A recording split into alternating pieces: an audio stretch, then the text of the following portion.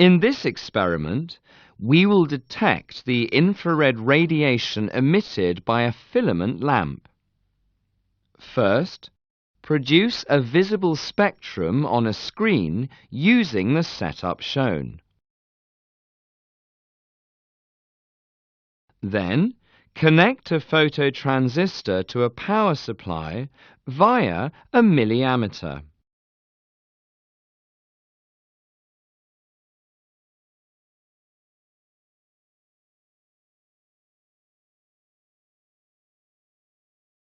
Now, move the phototransistor slowly across the spectrum to a region just beyond the red light.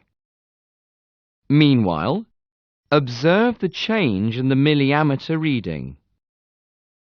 In which region does the reading reach a maximum?